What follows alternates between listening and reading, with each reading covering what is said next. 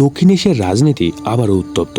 সীমান্তে গোলাগুলি, বিমান নজরদারি বৃদ্ধি পেয়েছে। দুই দেশের মধ্যে উত্তেজনা বাড়ছে। একসময় যারা ধর্মীয় ও কৌশলগতভাবে ঘনিষ্ঠ ছিল, আজ তারা সন্দেহ সংঘর্ষের পথে।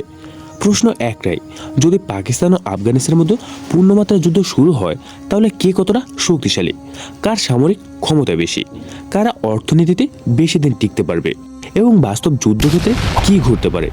চলুন একেবারে সহজ ভাষায় বিশ্লেষণ করে দেখি। পাকিস্তান ও আফগানিস্তান দুই দেশের সম্পর্ক সবসময় সরল ছিল না। ডুরান্ড লাইন নিয়ে বিরোধ বহু পুরানো। সীমান্তবর্তী উপজাতীয় এলাকা দীর্ঘদিন অস্থির ছিল। আফগান যুদ্ধের সময় পাকিস্তান গুরুত্বপূর্ণ ভূমিকা রেখেছিল। তালেবান উত্থানের পেছনেও আঞ্চলিক রাজনীতির জটিল ইতিহাস আছে। কিন্তু বর্তমান বাস্তবতা দুই দেশের মতো বিশ্বাস কমে গেছে। পাকিস্তান বিশ্বের অন্যতম বড় সেনাবাহিনী ধারণ করে। তাদের নিয়মিত সক্রিয় সৈন্য সংখ্যা কয়েক লক্ষ, রিজার্ভ ফোর্স আছে, আধুনিক ট্যাঙ্ক আছে, দূরপাল্লার আর্টিলারি আছে, ড্রোন প্রযুক্তি আছে, মিসাইল প্রতিরক্ষার ব্যবস্থা আছে। সবথেকে বড় বিষয়, পাকিস্তান একটা পারমাণবিক শক্তিধর দেশ। এটি যুদ্ধের মানসিক ভারসাম্যই বদলে দেয়। এবং যদি আমরা আফগানিস্তানের দিকে তাকাই, তাহলে দেখতে পারবো যুক্তরাষ্ট্র চলে যাওয়ার পর আফগান জাতীয় সেনাবাহিনী ভেঙে পড়েছে। বর্তমান তালেবান প্রশাসনের অধীনে নিরাপত্তা বাহিনী রয়েছে। তাদের হাতে রয়েছে হালকা অস্ত্র, মেশিন গান, রকেট লঞ্চার, কিছু সাজিয়া যান, কিছু পুরনো হেলিকপ্টার, কিন্তু আধুনিক বিমান বাহিনী কার্যত নেই। পাকিস্তানের বিমান বাহিনী প্রশিক্ষিত ও সুসংগঠিত। তাদের রয়েছে আধুনিক যুদ্ধ বিমান, রাডার সিস্টেম উন্নত, আকাশ প্রতিরক্ষা শক্তিশালী।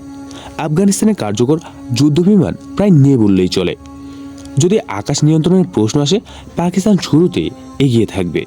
আফগানিস্তানে সমুদ্র নেই, এতএব তাদের নৌবাহিনীও নেই।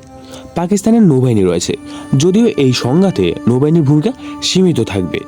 পাকিস্তানের কাছে পারমাণবিক অস্ত্র রয়েছে, আফগানিস্তানের কাছে নেই। কিন্তু বাস্তব বিশ্লেষণ বলছে পাকিস্তান আফগানিস্তানের বিরুদ্ধে পারমাণবিক অস্ত্র ব্যবহার করতে পারবেন না। কারণ আন্তর্জাতিক চাপ, বিশ্ব নিষেধাজ্ঞা, রাজনৈতিক বিচ্ছিন্নতা, আঞ্চলিক অস্থিরতা। পারমাণবিক অস্ত্র এখানে মূলত ডিটারেন্স বা ভয় প্রদর্শনের শক্তি হিসাবে ব্যবহৃত হবে। পাকিস্তানের অর্থনীতি বর্তমানে চাপে আছে, মুদ্রাস্ফীতি আছে, ঋণ আছে, তবে শিল্প, কৃষি, ব্যাংকিং ও রপ্তানি কাঠামো রয়েছে। আফগানিস্তানের অর্থনীতি দুর্বল, বিদেশি সহায়তার উপর নির্ভরশীল, ব্যাংকিং ব্যবস্থা খুবই সীমিত। দীর্ঘ যুদ্ধ হলে আফগান অর্থনীতি দ্রুত ভেঙে পড়তে পারে। যদি প্রচলিত সেনাবাহিনীর মুখোমুখি যুদ্ধ হয়, পাকিস্তান অনেক বেশি শক্তিশালী হবে। যদি সীমান্তভিত্তিক গেরিলা যুদ্ধ হয়, আফগান যোদ্ধারা পাহাড়ি অঞ্চলে বেশ দক্ষ। আফগানিস্তানের ভূগোল যুদ্ধকে জটিল করে তুলতে পারে। আফগানিস্তান পাহাড়ি দেশ, এখানে আক্রমণ করা সহজ নয়। ইতিহাস বলছে সোভিয়েত ইউনিয়ন টিকতে পারেনি, যুক্তরাষ্ট্র দীর্ঘ যুদ্ধ শেষ করে ফিরেছে। ভূখণ্ড নিজেই প্রতিরক্ষার অংশ হয়ে যায়।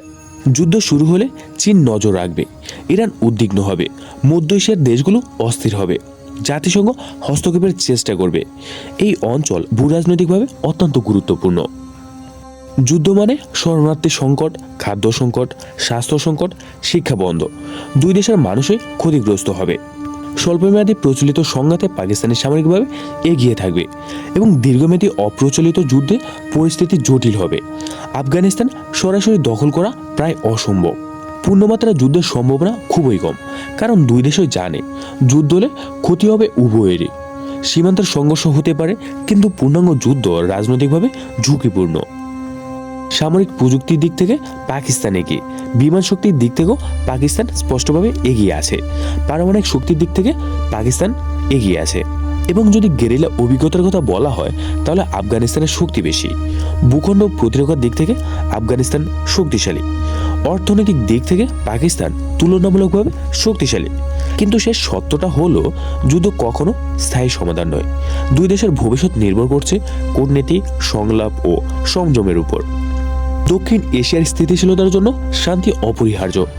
যুদ্ধের আগুন জ্বলে উঠলে কেউ জয়ী হয় না, ক্ষতিগ্রস্ত হয় পুরো অঞ্চল।